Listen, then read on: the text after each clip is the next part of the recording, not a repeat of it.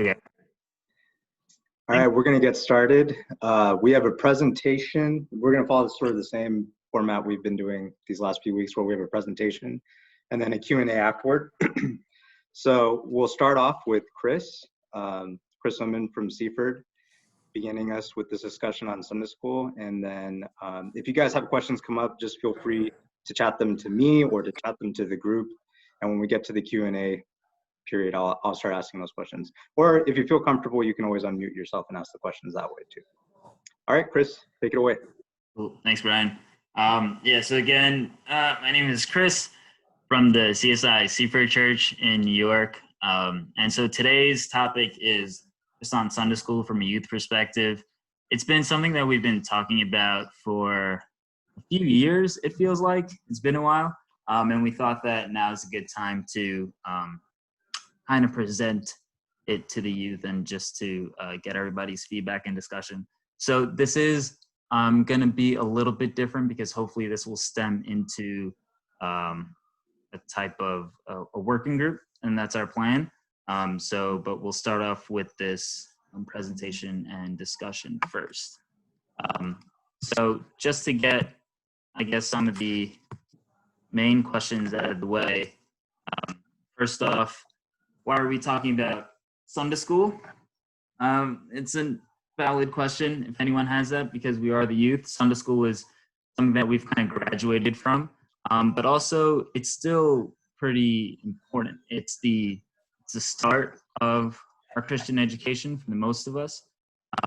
It's when we're first discipled. It's where our foundations are laid.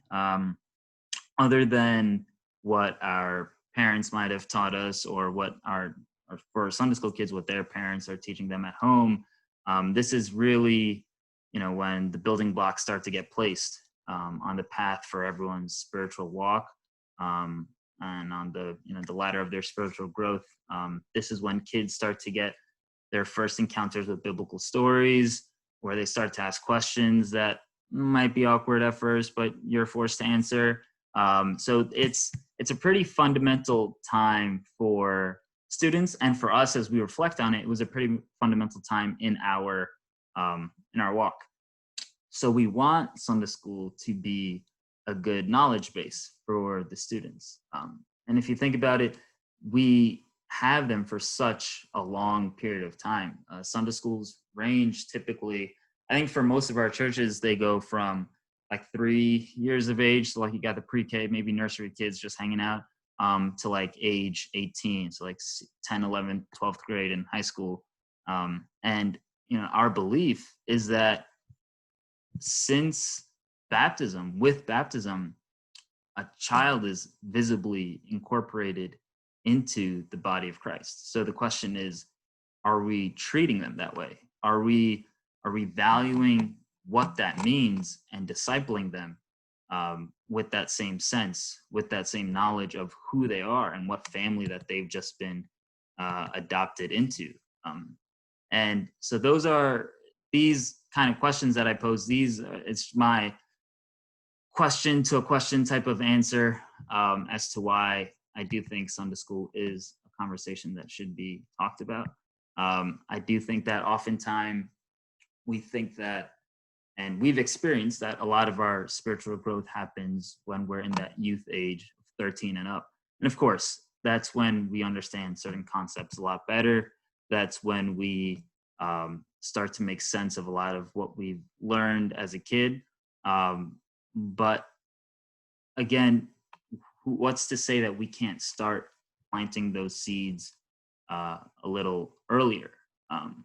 Like Sunday school, such a vital period of time that, if you start a child off earlier, maybe they're better equipped when they get to age 13 and 14 to answer some of the questions that they had, maybe answer some of the questions that we had when we were 13 and 14.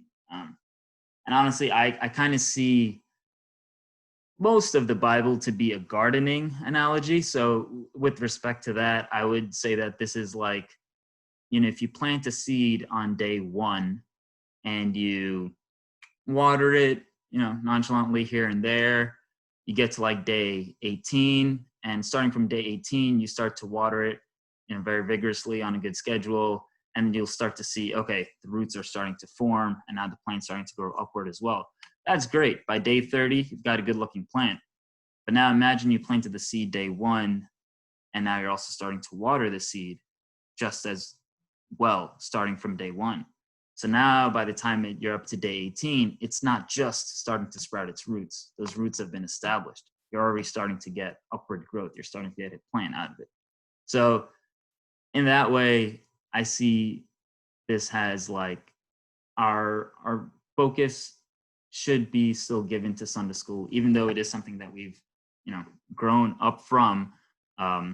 It's a time period in which a lot of influence and a lot of learning can be accomplished by the students. So I know that these are all points that we all know here. We've been through Sunday school.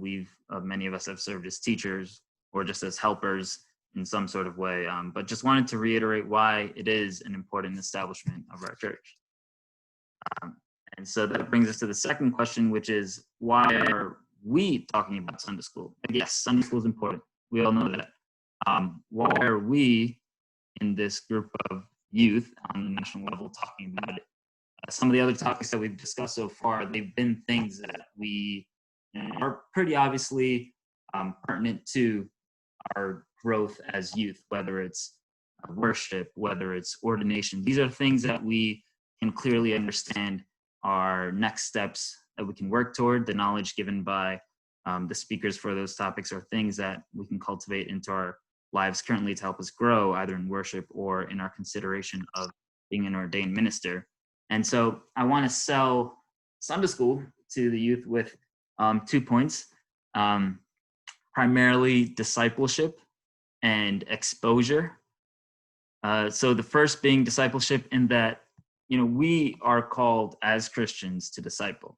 And this is something that we've heard in our youth a lot of the time.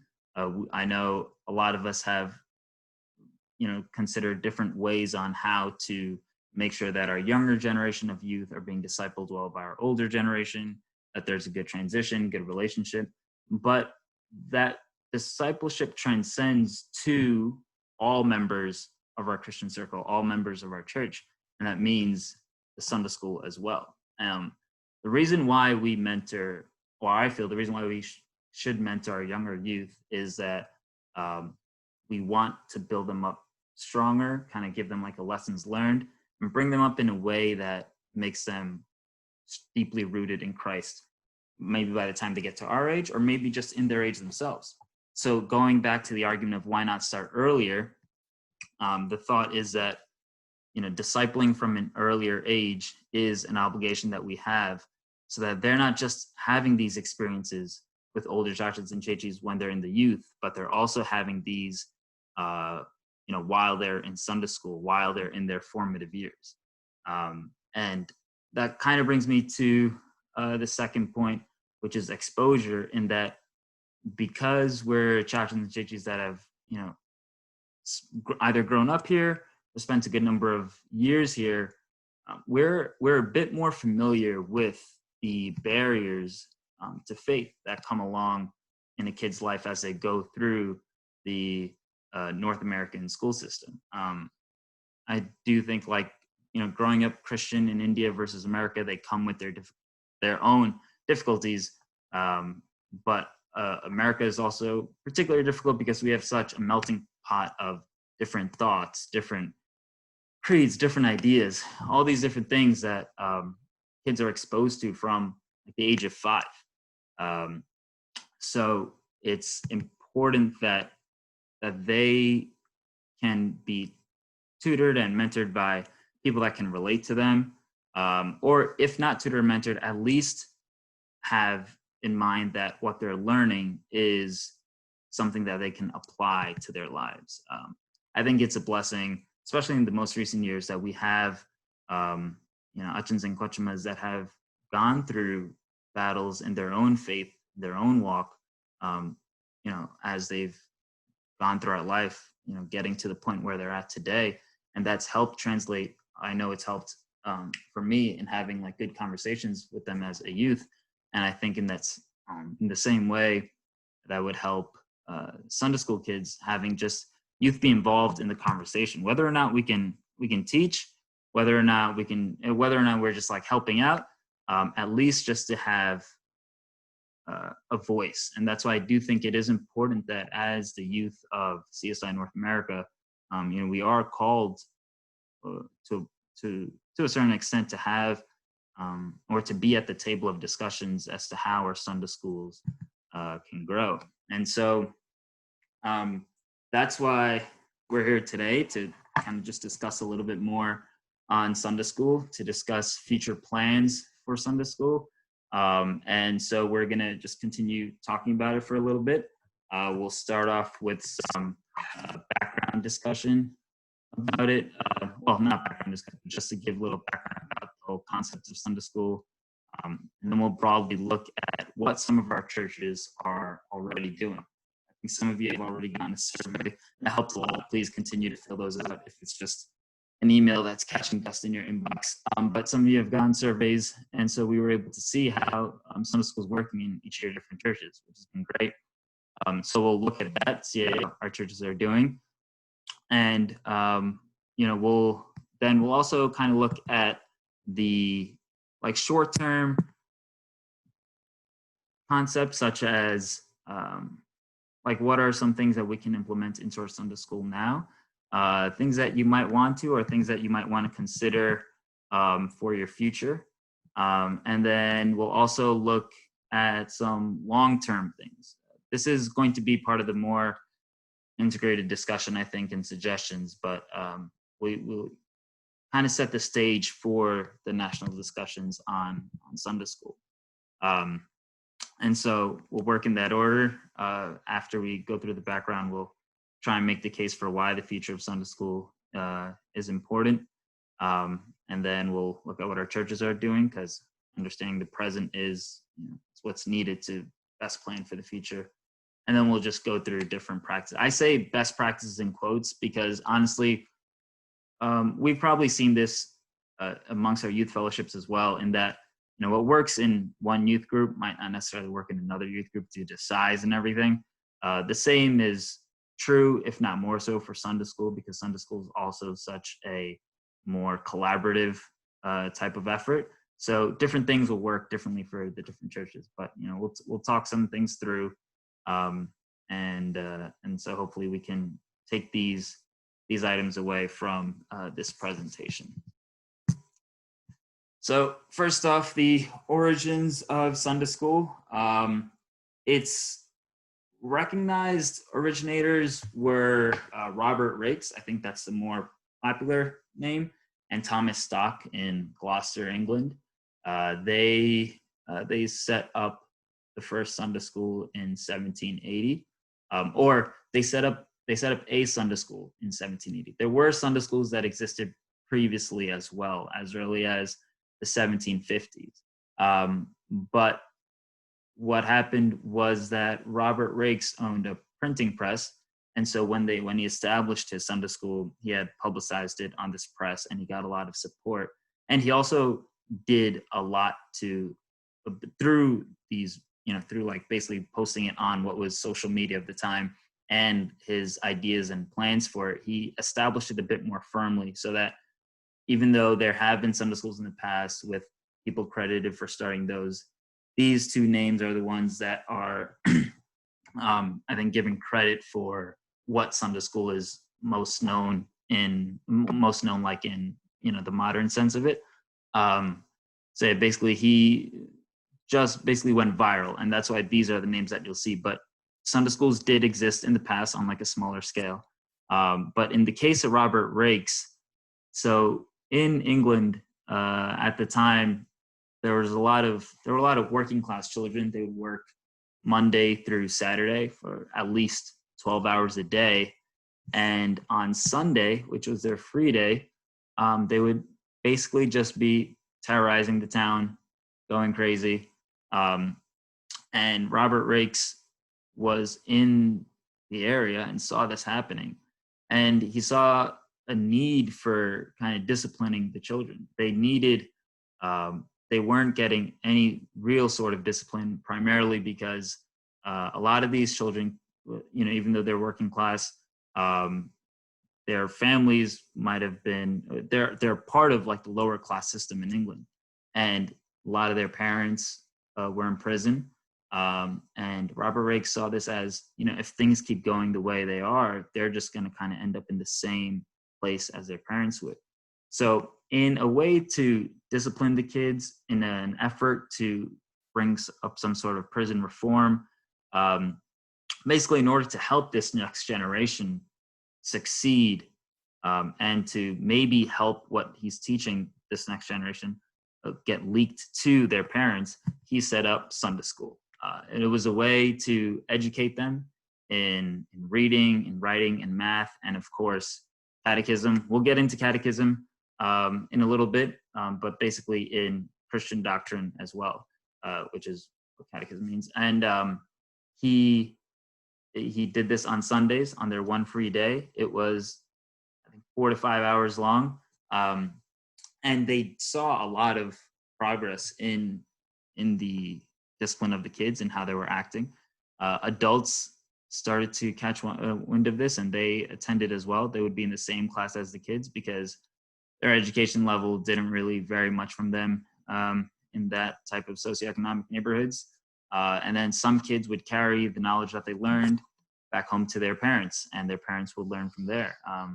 And it grew from a pretty small group to about 200,000 students in 20 years in England, and eventually even grew to 2 million by 1850.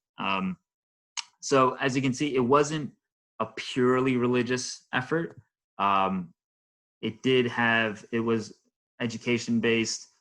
He did make sure to teach religious values. And there were some issues in that, like, lower classes didn't really have access to this because there was some politics involved in how you got access to these classes, how the classes were sponsored and stuff. So, but for this specific group, this is how it went. And as time passed, and as education laws and bills and the education system overall just became more widespread, the concept of Sunday school was able to just focus more in on the religious aspect versus having all the academic aspects attached to it as well. To kind of help bring it to a more homely context, because this is England, this all originated in England. So in terms of Canada, the Church of England established a Sunday school in Halifax, which is, I know, Nova Scotia, 1783. But for mainland Canada, they... with PC Richards, they'll install it and you can kind of haggle on stuff. What's that? Go to KitchenAid. Oh, okay. So again, in mainland Canada, what they saw is like a congregational minister may have organized around like 1801. In America, the Sunday school is kind of attributed to Samuel Slater, which, if anyone's history buffs, I'm not, but they might know him as the father of the American Industrial Revolution. And he was pretty famous from England, he would steal ideas and bring them to America and like help vitalize the textile industry in America. And so one of the ideas that he brought over was this concept of Sunday school. He brought it over in the 1790s. So again, all around the same time period as when it was formed in England, thanks to these people. Larger national efforts in America were more so begun in 1824. They had a set kind of motto that the call was to organize, to evangelize, and to civilize. So it fell in line with what Robert Rake's original vision was as well. In India, where we found that, so the meetings to kind of establish some sort of Sunday school system was started in 1809, and then the Indian Sunday School Union was founded in 1876. So now, one of the things that we mentioned when we were talking about Sunday school was that a big part of the Sunday school instruction in terms of religious aspects was catechisms. And catechisms are also something that we do need to understand. And that kind of brings us, so catechisms were the prequel to Sunday schools. It sounds like an old kind of word. It is, but it has relevance today. And we'll get into that shortly. But overall, just looking at this definition, it's a tool to teach and in a specific format. And in this case, it's in a question and answer format. And what this allows for is a very clear and rigorous type of instruction where you're stating certain questions and you're stating the response or the answers to those, so that the question of the faith is present and the declaration of the faith is also present. And though this word might seem a little out of regular vernacular, catechisms it's something that we've probably done ourselves, whether it's to our siblings, our Sunday school kids, or if we're older, like our own kids, in the sense where if someone takes someone's snacks, you've taught your child, like, okay, so what do you do when this person takes your snacks? And you've taught the child that the answer and what they should do is ask the person to give it back nicely. And then there'll be a follow-up question. And what do you do if the person who took your snacks doesn't give it back? And you've taught the child that their response and their action should be to go to mommy and daddy and ask them for help. And that question and answer type of format, that knowing how to respond to these sort of situations, that's the essence of catechism. That's the essence of how this instruction works. And it's not that it started, but it really took off during the Protestant Reformation. It was the prime method of teaching during this time period. In that, so again, the Protestant Reformation, this is now, we're talking about the 1500s. And John Calvin was a French theologian, and he was in Geneva at the time. And so when Geneva called for Reformation, John Calvin was tasked with helping guide the church through that Reformation process, through reforming this church. A lot of the original Catholic clergymen had left because the people were kind of in an uproar. They wanted this reform, and John Calvin needed a way to make sure that the people knew that declaration of the faith through this reform, and that not only the adults but the children knew it, because he understood that the only way that the church would survive was if the children grew up knowing the faith. It's not only important that the adults know, but the children needed to know it so that they could grow up in that faith. And so he created this catechism. It became known to be the Geneva Catechism, and it helped map out the confessions of their faith.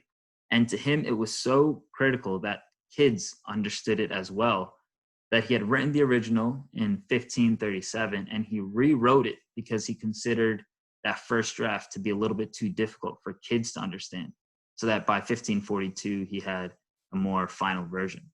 So since then, this concept of catechisms have been used to guide congregants and children in the faith. And so we saw, so this was in the 1500s, and then in the late 1700s, when Sunday school was formed, this was what Robert Rake used as the institution for Sunday school in helping discipline and grow these kids up in the faith.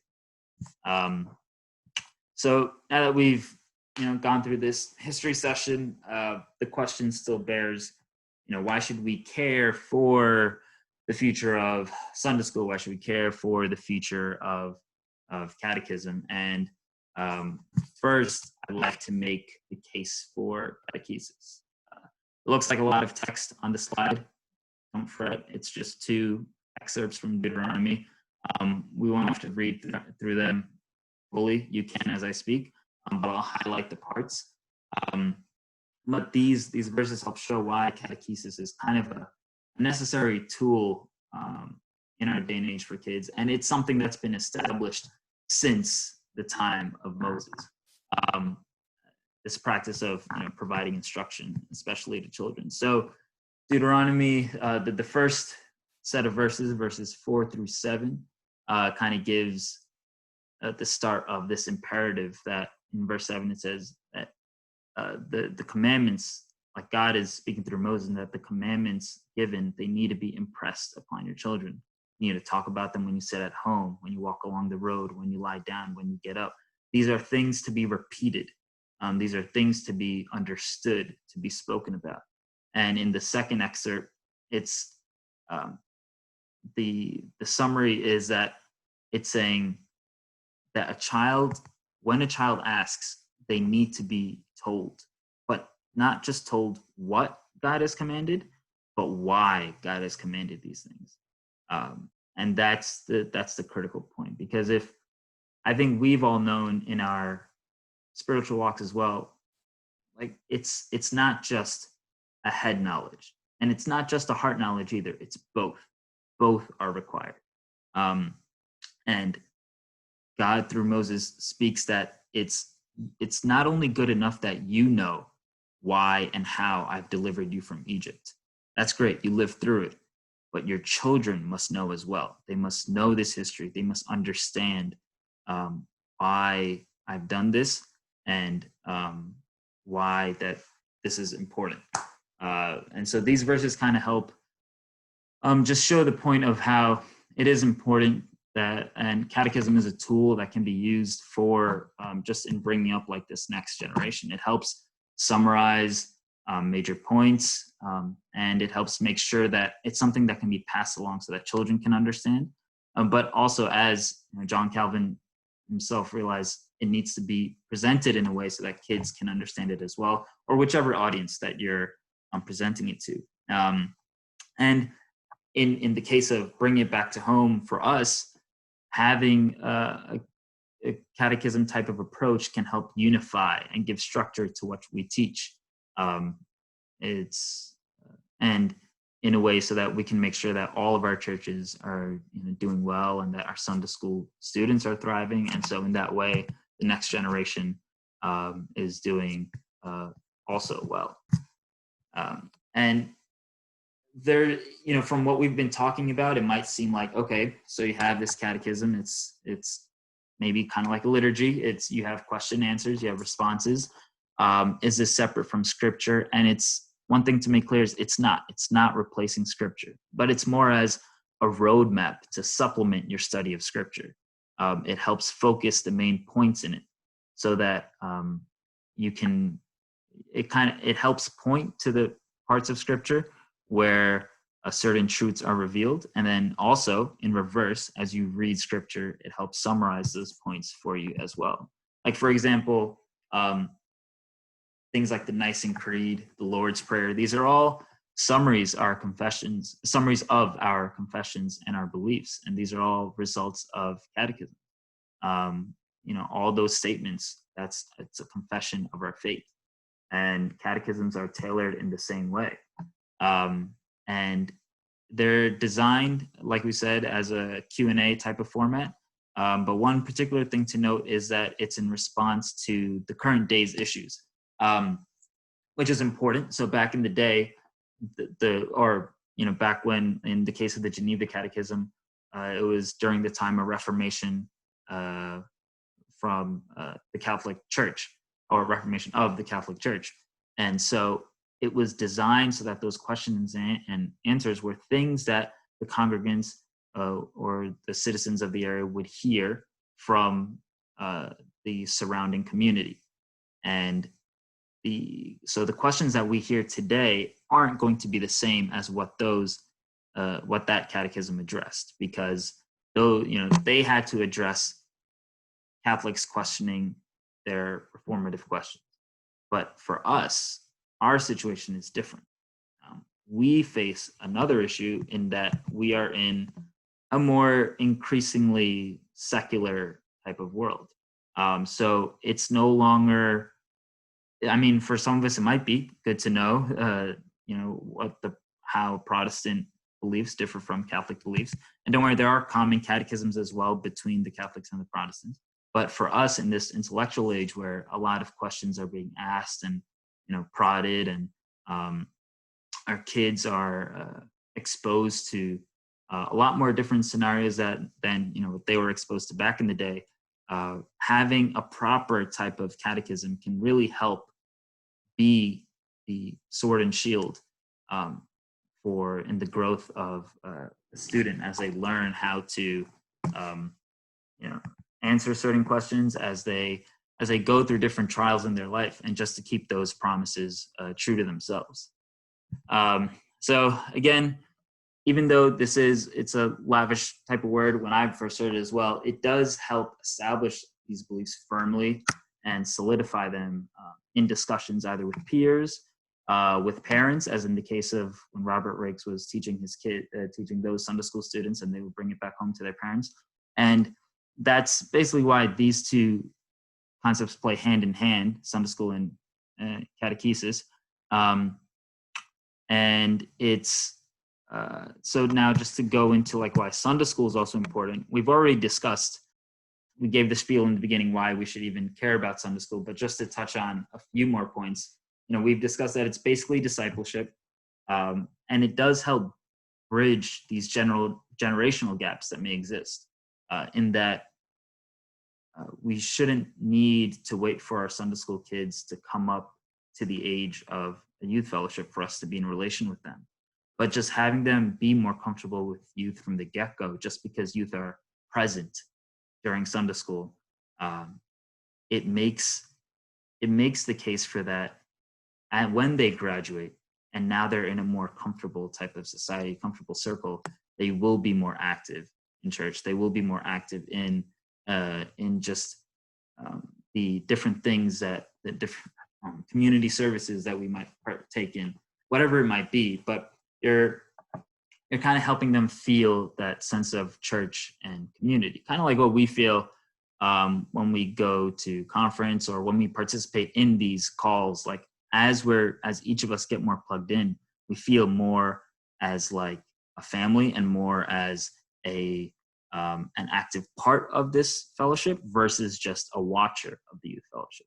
And so connecting that between the youth and the Sunday school helps establish that as well, in that it makes up for a more active church for Sunday school students as they grow older to feel more as part of the church that they've grown up in. And also it just kind of helps, help them feel more comfortable in talking to us about things that they might not feel comfortable speaking to the generation above us about. And so it's all really important for, in the subtext of their walk, that we're available and accessible. And honestly, we as youth, some of us already know, but there are times when we realize that we have more of an impact on the lives of our Sunday school kids more than we think. Like, for one story in my case that I'll never forget is that for one Easter a couple of years ago, we did a skit, and in the skit I played a Roman soldier, and this skit was purely for the Sunday school kids, and I played a Roman soldier, and my job was to whip the person who was playing Jesus. Benoit was playing Jesus, and my job was to whip Jesus. After that skit, I got attacked by lovely Sunday school students who were like, "Why are you attacking Jesus?" And some saw beyond that. "Why are you attacking Benoit Chachin?" And to this day, even though it's been a couple of years ago, they bring up, "Oh yeah, you're the Chachin that whipped Jesus." That's one example, probably not the example that we want to keep. There's tons of good examples as well, but that one was particular to me because the whole concept of the Easter skit, that the fact that they understood the pain that like Jesus was going through was very interesting. So that example I'll hold very particular. They remember good things in VBS, but this makes a better story. But so our kids do remember these things, and it does influence the relationship that they have with us, and the bond that they have with us as they grow older. So just being present there and being active, I think it is important. And on a professional level, we have a lot of teachers, a lot of educators, even in professions where you might just be required to give presentations all the time. we have a lot of those folks within our youth, and those are all skills that, you know, we use on the daily, and we can also use for Sunday school. We can plug them into Sunday school. Even if we don't have the time, just to participate in the discussions about Sunday school, and it helps equip our children.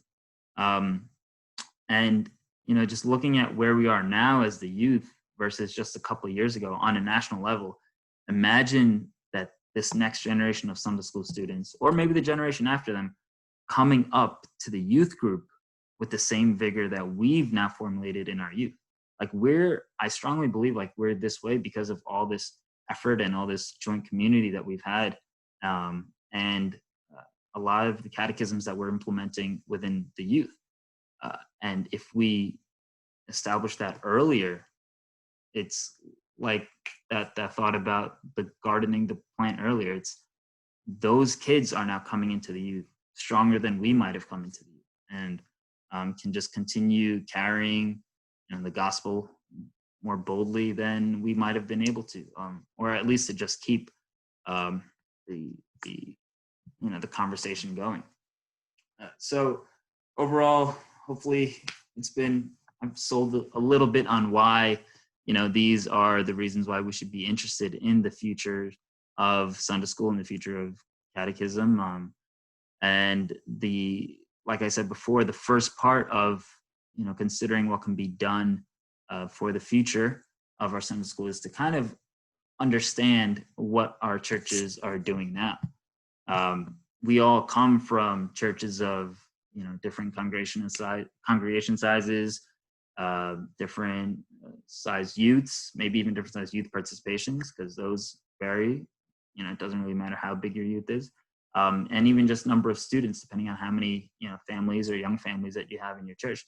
And all of these they're all parts of what influences on what influences the functionality of a Sunday school.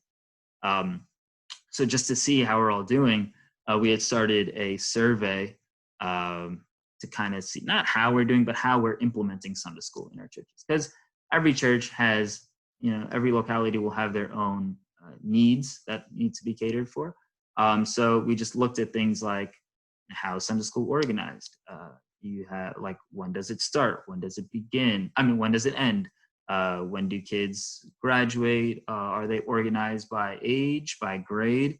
Do we have assembly? Do we have class sessions? So before going into the whole, you know, detail of like Sunday school structure, those are some things that we wanted to look at. So again, the survey is still open. We got responses from 12 of our churches, which was awesome. Thank you guys for responding. And it was just interesting to see. I mean, I just put this up for us to kind of look at, but it was just interesting to see how we're kind of, you know, doing things in our churches. Some of the patterns are regionally as well.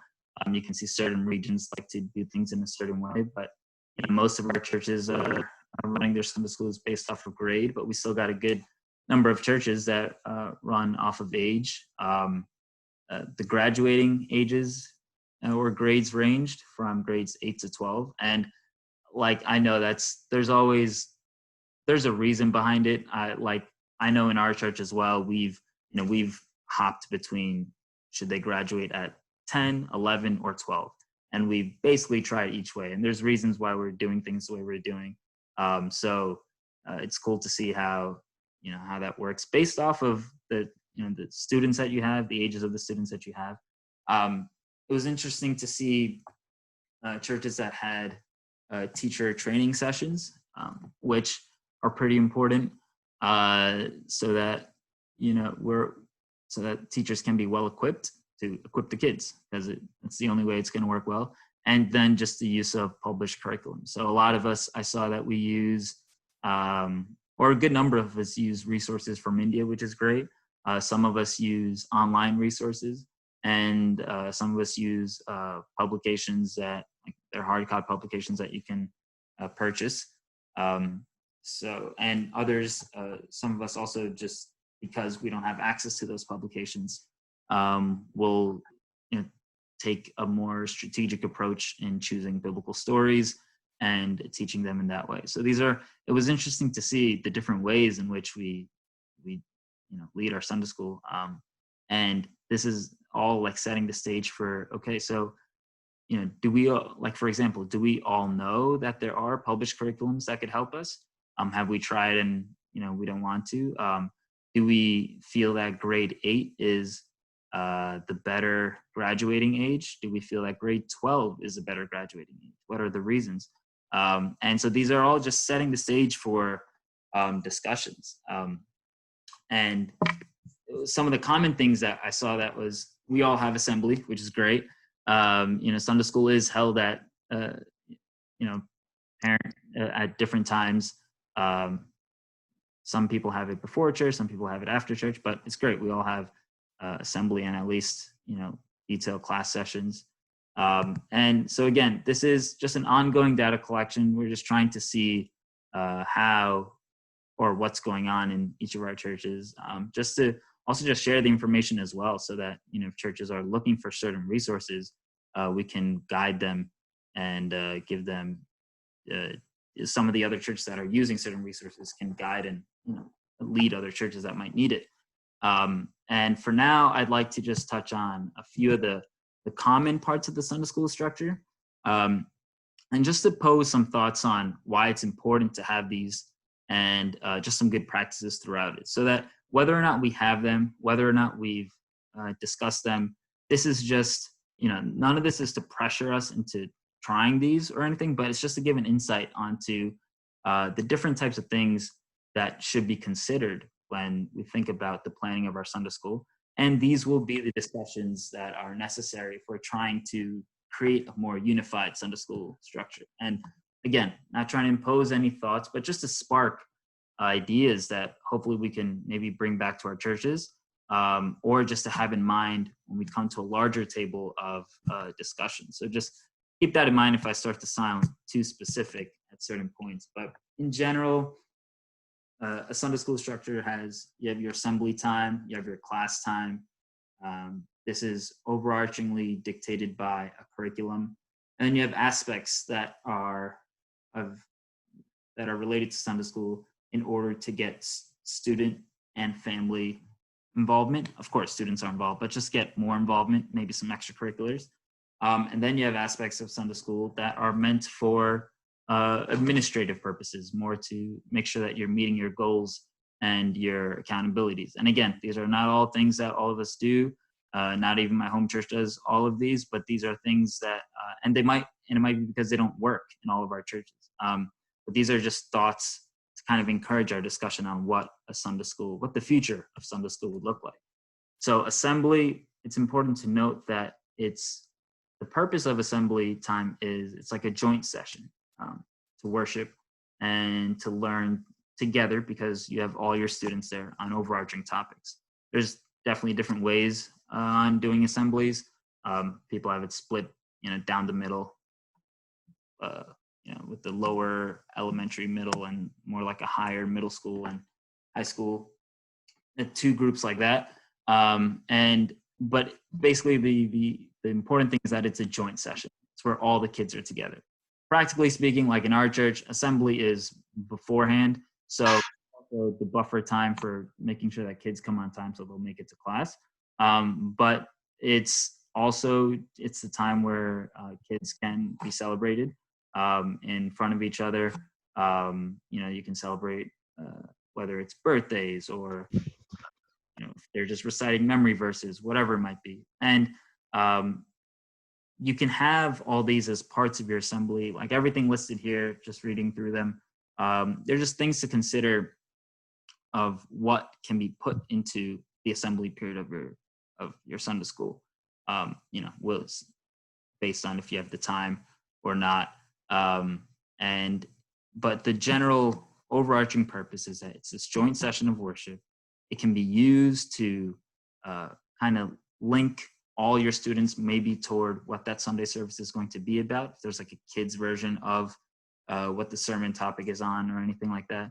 And just having it led by maybe the youths, maybe older Sunday school students. These are all different ways that we can approach assembly. But one of the considerations is assembly even needed in some churches? Maybe that's a question that you've had in your own church. Maybe that's a question that you've answered, or maybe that you're asking right now. But these are all considerations. These are all thoughts on how the assembly session can be. And then, so usually assembly is first. Some Sunday schools might have it where the assembly happens at the end, or maybe it's on both the tail and the beginning end of Sunday school. But afterwards, you do have the class session.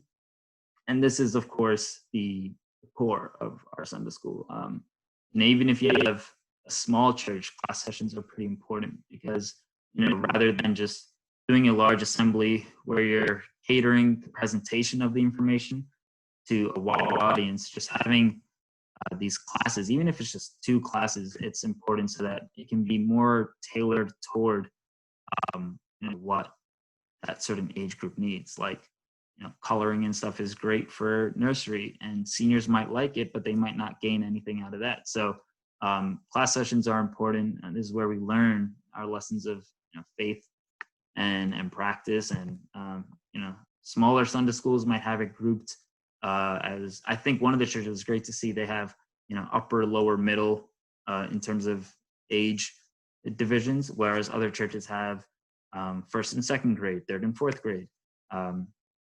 And so those are all different ways that class sessions can be held.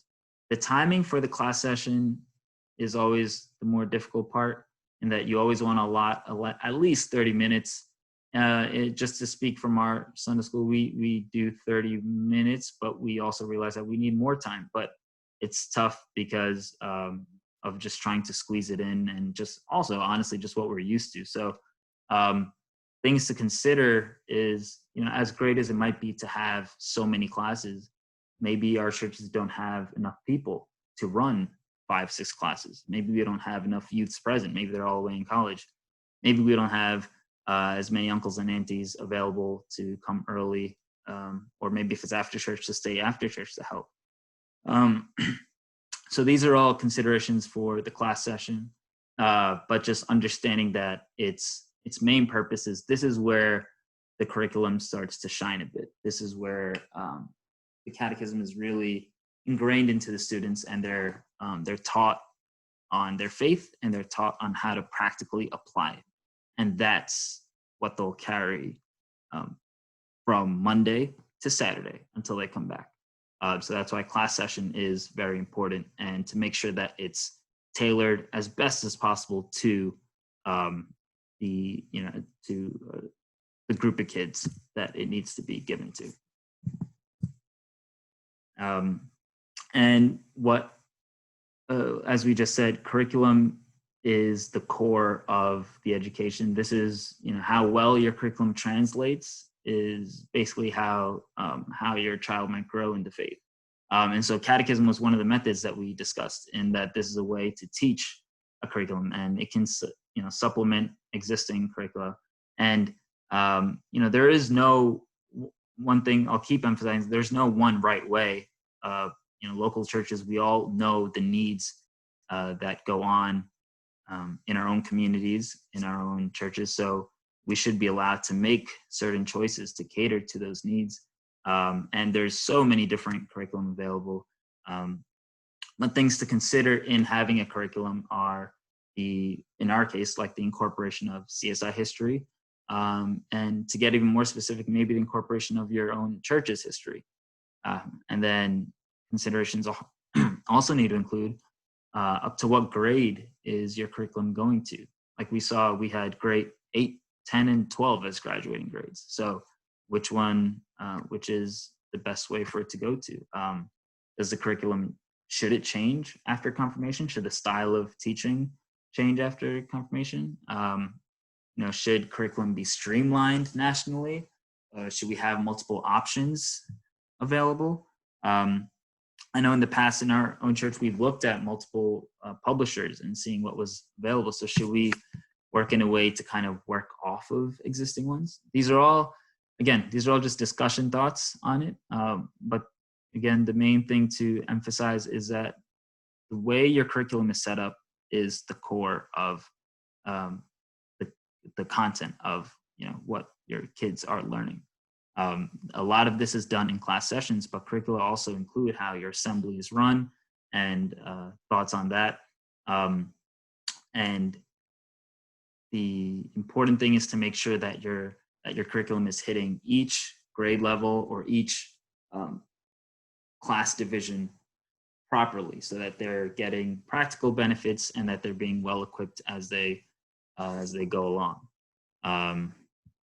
And it was cool to see, in our surveys, that how many churches use curriculums and how many have decided to use a different style of teaching, whether it's from online or whether they pick certain passages and teach. And that is your curriculum. That's the curriculum of your Sunday school. So these will be discussions that we'll need to have in the future as to, what is kind of the more effective way and what works in our church, what doesn't. And they're just things to keep in mind. And in terms of, so the two other things we mentioned were things for students and families, and along with goals and accountabilities. For students and family, the thing that I meant was, for students, it'd be more exams. Do you have exams throughout the year for your kids? Are they necessary to kind of gauge how your students are doing? Do you have parent-teacher meetings to not only maybe give an update on how the kids are doing in Sunday school, but to just foster that relationship? Now you have a student, you have the generation of the parents, and you have the generation of the Sunday school teacher. If it's a youth, or even if it's an adult, you have like this cohesive unit working toward the ministry of this child, trying to gauge a sense of how things are at home and how to best grow them in the church setting. Thoughts can be on whether or not your church hosts talent fests or competitions, which can be utilized as tools to kind of competitively or just to dedicate a season in which kids learn more memory verses or learn,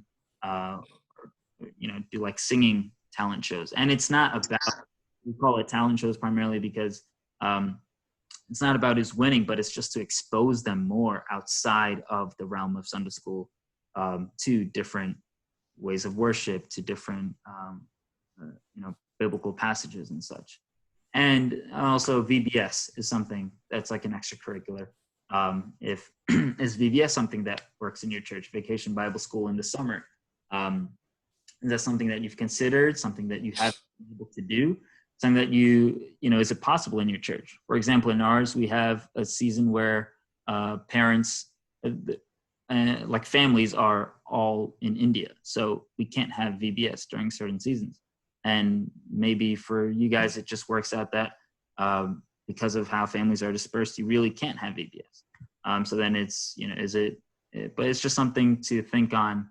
Is it something that's useful for your kids? Do you feel that they come back at the start of the school year with just wiped out of everything that they've learned in the past year in Sunday school? So these are all just different thoughts and things that can be implemented, or just things, again, for us to discuss on, what would work in our national curricula for Sunday school. And the last part was the goals and the accountability. So these were primarily, this is for now the administrative level. This is for youth Sunday school headmasters, for secretaries, for teachers, to have teacher training sessions. So this is basically just owning up to the fact that many of us are, we might not be teachers professionally, but we do have a heart to teach the kids. But with that heart, we also need head knowledge of how to properly teach them, how to make it applicable. So are there sessions in which our teachers are getting trained so that they can be effective for their kids? Are there sessions in which we're making sure that our teachers are doing well each year, and if they're, maybe if they're feeling burnt out or not, or what they need? So teacher training sessions can be useful. It really depends on how many teachers you have. Maybe it's just you and one other person that's teaching your entire Sunday school based on your size. So that's one thing to consider. And then assessments on your Sunday school. This was a particularly interesting discussion in how do we assess how our Sunday school is doing? I don't know the answer, but it's something to consider. How do we check on, are we doing well for our students? Are we indoctrinating them as, are we equipping them as they need to be? And these are just things to consider in terms of just keeping us accountable as teachers. It's not just the kids that need to be disciplined, but we as teachers and as leaders have a discipline that we need to be upheld to as well. And a lot of times, it's hard to keep in mind.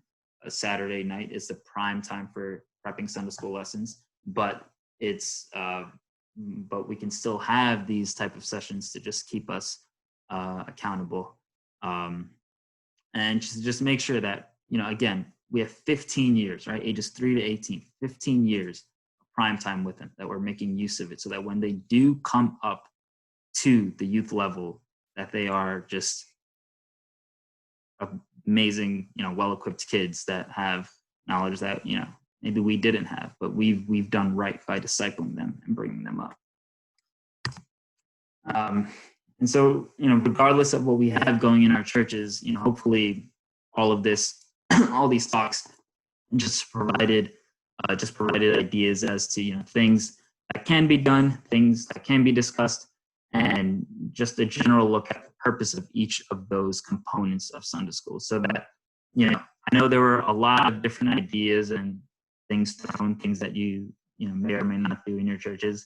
And again, there's no one right way, but it's just so that you can get an understanding of things that are being used in different churches, and you can understand how to best make it work for your church.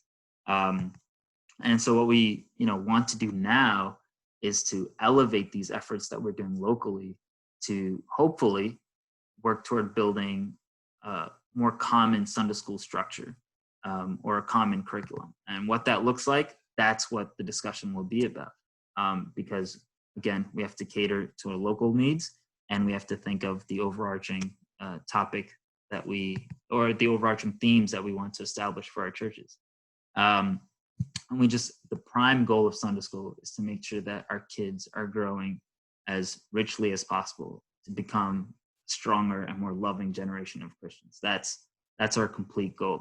And so the first step in all of this, which we've already started, is to kind of just looking into Sunday school and, seeing what needs to be done. And so there's two forms. The first is the one that's been distributed. And if you want to fill it out and you haven't, please let us know. It's just a Sunday school questionnaire. That's where those charts came from, just to kind of see what's going on in each of our churches in terms of Sunday school, to kind of help get a baseline understanding of what we're working with. And then the following step would be to form a working group in which we take this information and we kind of think on, what our Sunday school looks like in the future. So Brian did create a sign-up sheet for that, that he'll definitely share if you're interested, and you can sign up on that. For the Sunday school questionnaire, just to prevent many responses coming in from one church, if you know that your church has filled it out already, or even if you just don't, you can just ask me and I can let you know. And then if your church hasn't, I can pass the form to you and you can fill it out, or you can pass it to whoever you think might best understand what's going on in your Sunday school. And again, this will be a decent process, and like Sunday school is different because we need the cooperation of so many different members of our church, from youth to adults to Achin and Kochman, everybody. And so this is just the starting point of these talks, and it's just to incite these ideas and discussions on it. So yeah, so that's our plan. We'll work from there, and yeah, that's it for me. So if we have any questions after this 1 hour, I'm down. All right, awesome. Thanks, Chris. And yeah, if you have a question, feel free to unmute yourself and ask the question, or you can send it to the chat box and I'll ask it for you. I have a few questions to get us started. You spoke a lot about Sunday school, and I think you were very intentional in in setting it up and talking about why you should be talking about Sunday school. But what's your own connection to Sunday school? You know, like I obviously know the answer, but just say a little bit about like your background in Sunday school. Sure. Yeah. So so like everyone else here, grew up in CSI Sunday School. It was great. I screamed and kicked my way through, I think, the first few years of Sunday school. I didn't like it. But then I got to, after graduating Sunday school, I got to serve as Sunday school secretary for a few years, which was a great experience. And then from there, I also got to serve as the regional Sunday school secretary for regions 1 and 2. And so I think those experiences, so starting as secretary in our church kind of helped to see what's going on in the background.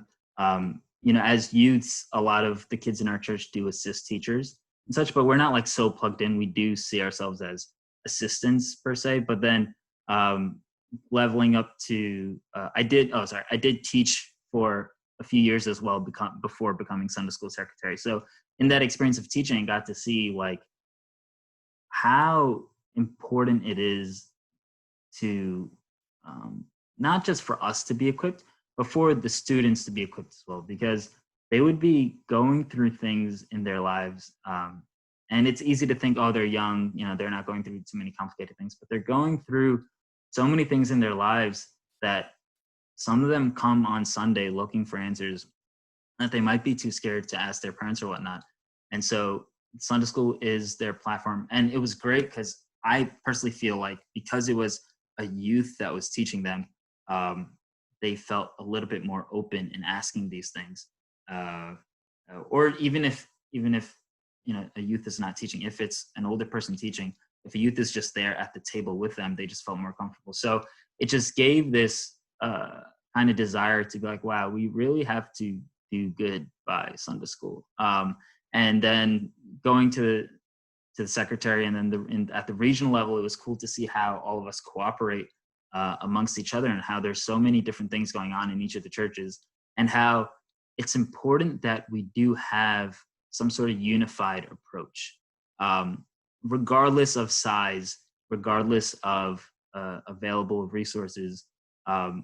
Having some sort of unified attempt at well equipping the kids, just it was important, because I think some churches might feel that they're lost to the wayside and they could use help from other churches, and other churches might feel so big that they're stuck doing their own thing all the time. And you know, it was just good. I feel like a conversation is good to be had between the different churches. So regions 1 and 2 are combined in terms of the regional Sunday school sense. Just cool because we got to look at more churches, and but that's just the way things are for the sake of competitions and such. But as things go along, you know, that might change between our different regions. But yeah, just being witness to how the students are and how the different Sunday schools work, I think brought about this interest in trying to, you know, make something happen for Sunday school in the future. Okay, so just a little bit of like reality check, real talk, I guess, in the sense that, you know, we're being very careful in saying we can't impose anything on any of the churches, and that's just given the reality of our churches and the way that they came up. Everyone is very independent in how they do things. They have their own like unique history, their own unique circumstances, and so it's difficult to impose things. And even like, you know, you were mentioning this idea of having a more unified approach, which I agree with, and we've had conversations about. But even the process of getting to that unified approach is so complicated, right? Like it requires so much buy-in from Sunday school headmasters, from Utchins. Ultimately, if it's going to be driven for a unified approach, it has to come from the council as well, right? So you're outlining this approach where we start off with this like Sunday school working group made up mostly of youth. And you framed it as like us having a seat at the table. And so like, just say maybe like a little bit more. I think I understand what you're saying because we've had a lot of conversations about this, but just say a little bit more for everyone else. Like, why is it important that we as youth have a seat at the table when it comes to developing a more unified approach to Sunday school? you get what I'm saying? Like, why not just start with Sunday school headmasters meeting up and coming up with, you know, a curriculum or a plan or whatever? Why are we trying to start this off within like our own youth movement? Yeah, I think the point of starting with youth is also, well, it's primarily driven by the desire that youth should be more plugged into Sunday school, in the sense that um, I really believe that Sunday school is like a sector where we can really be effective. And if we're not, we just don't know that yet. So before, like, bringing the conversation up to like the headmaster level, um, that might be a little bit more difficult. And that I think that from, if we at a youth level, we have a little bit of a better understanding of what the kids might be going through. Also, just because we're quote unquote recent Sunday school graduate, plus or minus 10 years or so, but like maybe a little bit, you know, closer to the Sunday school level than what headmasters and stuff might have gone through. So we've experienced what this you know, first generation or second generation Sunday school looks like. And so we have a good understanding of it. And we don't want to, again, impose on the headmasters too much, but just talking amongst the youths and trying to develop a cohesive idea as to, hey, these, just getting a voice of, hey, we all kind of agree on these certain things. Maybe it is time to kind of present this to the established Sunday school leaders and to either propose a change or propose some level of, you know, like, hey, maybe things can be supplemented in this way. So in a way, it's one, to get more youths involved. Refer back to slide 2, youths need to be involved. And then, or like just to have, I personally think that we, you know, we might have a little bit more of a better understanding of the concerns that are going on.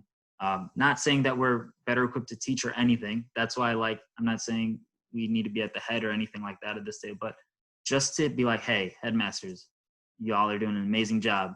Here's also some things that are going on. Here's what's going on in society that, you know, you guys should also pay attention to. And just to provide a voice, kind of, if at the very least, just as an advisory role. Like, at the end of the day, we just want what's best for this next generation that's coming up. So just with the youth and with this variety of youth, to get that wide understanding of what is going on, we can then present it to the headmasters. Again, if anyone has any other questions, feel free to send them on the chat box or unmute yourself and ask at any time. But I have tons of questions. Perfect. So if you don't ask a question, I'm just going to keep going. So what do you kind of envision coming from this working group, right? Like, what would be the fruit of the working group?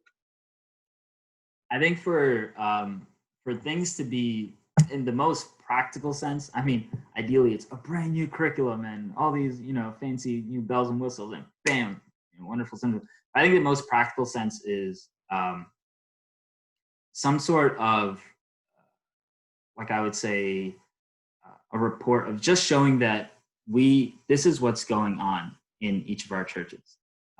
This is how Sunday school is operating in each of our churches. Not, you know, the point is not to say what's bad or what's not bad, but just to state, here's how our Sunday schools are functioning. And I think that the first step of the working group isn't even to work toward this final product of what we're, you know, trying to bring up to the headmasters, but for us to understand, because honestly, this is the first time we'll probably be getting together and discussing what's going on in each of our churches. So step 1 is for each of us just to understand. So that's the point of the survey. I know currently the only results from the survey that we've seen were those little pie charts that I threw up, but ideally that would turn into a document that we can all look at just to see how each of our churches are doing, just to get off ideas. I mean, I got ideas looking at what some of the other churches are doing. I didn't know there were resources coming from Evangelical Foundation and stuff in India. That was great. But yeah, just to see what we're doing. And then from there, it would work toward figuring out, what do we recommend based off of our understanding of our Sunday schools? What are our recommendations, if any, for, you know, what the future of a Sunday school should look like? And like you said, it requires a lot of buy-in. So it can't be this needs to happen, but it's more in just terms of recommendation. So it would look like some sort of just a compiled report of just here's what we found, and here's what things are looking like, and here's what we recommend for what the next step should be, and then that would be the essence of the working group. And honestly, we're still in that early step of trying to see what's going on. What the working group will have to do is going to change based on what's currently going on. So until we understand that baseline, that'll be the core of the work that we're doing, that this working group will do, just to give insight as to what each of their churches are doing, and then we'll take it from there. All right, we got a question in from Karen. What do you do to combat apathy or lack of motivation? We struggle to find a balance between encouraging people to delve deeper into the word versus beating them down and being overbearing. I think that's probably a common experience for a lot of folks involved in Sunday school, right? Like how to beat apathy, but at the same time not become like domineering or, turn kids off from Sunday school. Yeah, I think that's definitely something that we see in the in the older classes, and where kids are coming in and they're just, maybe as soon as they come in, they might have already turned themselves off for one or more reasons, and then anything that you try and teach seems like a beatdown to them, which is difficult too. And I think some of the what we found was that it's not even just the content that's taught, but just the way that it's taught is pretty interesting. Like kids, because they respond in different ways to different things, and it really comes with an understanding of knowing the kids in your class, which, unlike being a teacher in an outside school, it's great because we've seen these kids grow up. We're seeing them outside of the Sunday school circle. We know what they respond to. So just even if it's just being able to use that relationship that we have to teach them in a way that they may understand. And honestly, I felt that a lot of times the way that they, like, for example, when I was a Sunday school teacher, the way that I would be perceived as a teacher was based off the relationship that I had with them outside of the classroom. So that even though they might be apathetic, though, out of that respect or out of that interest, oh, like he's talking, this should be interesting. Like they'll listen just a little bit. And honestly, it might at times feel like you're drilling things and you're not, breaking rock at all, like you're not getting through them. But I think building the perks of Sunday school is that being able to build that outside relationship with the student outside of class kind of helps open them up a little bit more to be a bit more receiving. So I know it's the long way around. It's not necessarily a teaching method that I've experienced that has been able to be, amazing guideline for them. But it's like a personal relationship that helps. On the other hand, there are teaching methods as well, but the only reason why I stray from saying those is it really varies based on the class, the age of the kid that you're teaching. Because, like for example, and for our 9th and 10th graders, things like videos and stuff work. So it's just knowing what kids might be more responsive to at certain ages. Not everyone's responsive to just being taught, here's 1, 2, 3, 4. Things like visuals, things like, like maybe even videos from things like the Bible Project, like resources like that kids will respond to, is what I found is kind of makes them come out of that little bubble of apathy to be like, hey, what's going on? So, but like that, I just do stray a little bit from giving too specific of examples, but those are the two ways. I would say like a personal relationship with the kids, which is, I think, a benefit of, being in church with the kids, that we can establish that outside of Sunday school. And also just making sure that our approach in teaching them is something that they're responsive to. As teachers have cycled through different classes, we've seen that, each teacher's different style, that it's the style versus over the content is what the kids are responsive to. So even if they're apathetic to the information, they're now responsive to the style, and hopefully they get some information out of that. That answers. It's complicated. I even feel that for the youth sometimes, like when we're doing Bible studies and stuff, like how do you bring about that interest? So it's definitely a persistent issue. Yeah, I would say. Brian, I have a Go ahead. question. Yes, go ahead.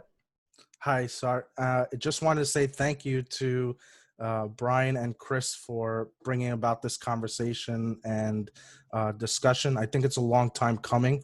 I thought this would happen a few years after the council had formed, but it's better late than never. And this is something that's very important. And I think it's good to have this discussion with our youth. Just adding to what Chris was just saying before, I think sometimes when you feel like you might not be reaching kids in your class or something, I think sometimes it's good to understand your class, right? Every age has a different way that you can talk things through to them or discuss things with them. So it's always good to understand the age group that you have, right? 5-year-olds don't have the same attention span as 15-year-olds. So understanding that, sometimes relating your discussion to something that they might understand, right? Something that's within pop culture sometimes helps too. I always found that to be useful when I was teaching Sunday school class. I haven't taught in a few years, but I have one question, and that is, if I sign up for the Sunday school working group, what can I expect in terms of time and commitment? How often do you envision this working group meeting? How much work do you think it'll entail? Cool. Oh yeah, I can take that one. Thanks, Judge. That's actually, when you look at the Sunday School Working Group survey, that's something that we do pose as a question, like as to how available you might be for these, for the work entailed in this working group. I know originally, we've been practically thinking like a monthly meeting is probably what's necessary, only because hopefully we'll be able to take on tasks that it's not that we don't need to check in weekly, but like just checking in monthly is enough for, one, to give us time to complete the task, and then two, it just doesn't bombard us with too many meetings where maybe we don't need to meet because we're still working on certain things. So currently envisioning on monthly meetings. We'll see how available people are based on their responses to the form. And so I would say the tasks are probably something that it's the first task is going to be just this information gathering. And there will be, other than the first questionnaire that was given out, there will be some more info that we do need to collect. So the collection of those, it really, won't be too much. And they will be, the responses to them I'll be able to curate them, and we can just present them and talk at each monthly meeting. But yeah, that's the thought for it. The exact amount of workload, yeah, that isn't, I don't have an exact time frame, but I would say just, it's nothing unbearable. We'll see where we get to, and then we'll have to just gauge it once we get to the next steps. We're currently just seeing like a monthly meeting type of time span. All right, we got another question from Boney in Dallas. When do you suggest including older Sunday school children to youth activities? Should we wait till they're actual youth or slowly merge them in? Ooh, cool. So that's interesting because I feel like some Sunday schools have the overlap so that when you're like, you can still be in Sunday school and be a youth at the same time, in that where like Sunday school goes up to 11th grade or so already like 16 or 16, 17. Some go up to 10th, which are 16. So by that time you are already in youth. But if you're meaning like the kids that are like 12 or 11, and how should that, I would say, I think it's fair to keep that separation of, we can wait till they're 13 before we start bringing them into youth events, only because there is that there's that need for a youth group of that age, right? That's why we have this separate youth group where we're targeting a separate age. But I don't think that should keep us from inviting them to youth activities where it might just be like for fun things. And I think that the way to counter that is if we want a setting where we as youth can talk openly about certain things that are probably not comfortable for some of the older Sunday school kids that are not youth. The reverse way would be for the youth to instead be plugged into Sunday school things, so that that presence and that relationship is still established in that way. Like one of the thoughts on how to kind of mix that relationship between youth and Sunday school. I think some of the older kids in Sunday school would be great if there were, class projects where they're required to kind of team up with some of the younger youth members to kind of establish some sort of rapport, so that even before a Sunday school member is thinking, or is at that age where they're thinking, should I join youth? They already have relationship with some of the younger youth members, and they have that connection, so that for that, because let's be honest, a lot of our reasons for being together as youth, a lot of it is socially driven too. Whether or not I want to admit, a lot of it's socially driven. So they have that social connection, and they do feel more at ease going into the youth fellowship. So I would say it's important that the youth can stay separate, just so that they have a comfortable circle to talk on certain things and not feel like I can't talk on these things because these young kids are here. But also in most churches, or maybe it might just be a few churches, you'll have that overlap where the younger youths are Sunday school students. And you kind of use that to bridge the connection. And then again, just repeating, the other way would be for youth to be more plugged into Sunday school, so that that relationship builds in that way. And that comes as a kind of like a team effort between your leaders of Sunday school and youth, and trying to set up that type of mentor type system, so that you have the relationship, but you also, everyone has their separate bubbles in which they can speak as they need to. Okay, we have time for maybe one more question if you want to write it in real quick or unmute yourself and ask. If not, I just wanted to hammer something you had said earlier, Chris, hammer it home.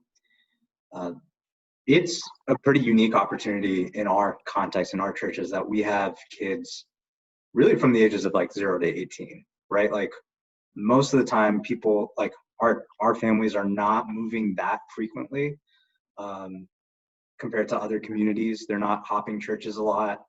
They're sticking with one church.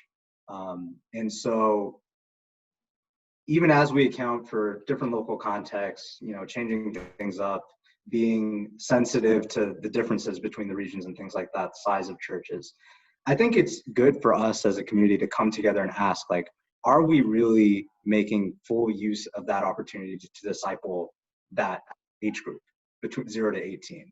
And what are ways we can improve that? And so I think this is a really important discussion. I'm really excited to see what comes out of the working group. And I'm going to leave it to you, Chris, to share any closing thoughts. Sure. Yeah, so just I guess in closing, I hope this lecture basically has sold Sunday school to y'all. Whether or not you're currently involved or if you're just interested in Sunday school. But just to stress the point of, like, as youth, we are called to our Sunday schools as well. And we've been discussing how we're called to our older generations. We're called to serve upwards in our church, but we're also called to serve to that younger generation as well. We've got a lot, required of us as youth. It's a pretty big task, but it's also, the implications of it are also pretty amazing, because we're at that stage, I think, at a national level where we can have these conversations between each other. And I personally, as a youth member, most of it was amazing to go into a conference and see, like, wow, other churches are going through the same things we are. And we would have these conversations where we discuss what's the best way to go about certain common issues that we're having, and also just to uplift each other. And that's the purpose of this, of what's starting off as a working group too. That for Sunday school, this is what, we want to encourage and uplift one another, so that we can raise a good generation. So if we'll see where the working group takes us. It would be amazing to have some sort of common structure, so that we know that when we can be confident, with the vetting of council, with the vetting of everyone, what lies ahead, that we're raising our kids the best way that we know that we can do. Because I think we are obligated to do that. We are obligated to not waste those 15 years. We are obligated to make stronger youths. And I think as youths ourselves, we are in a pretty good position, and we have maybe we don't have full understanding, but we have enough to contribute to the conversation. So just requesting us to kind of take on that calling, if you feel called to do it, and to just to pray for this effort. We'll see where it ends up. Like Tim Chapman said, I'm sure this has been in talks for years, but we'll see how this goes. And just thank y'all for your time. All right, thank you guys for joining. Chris, when you're done, just send me the recording. I'll upload it. Okay. All right. Take care, everyone. Thank you. Bye.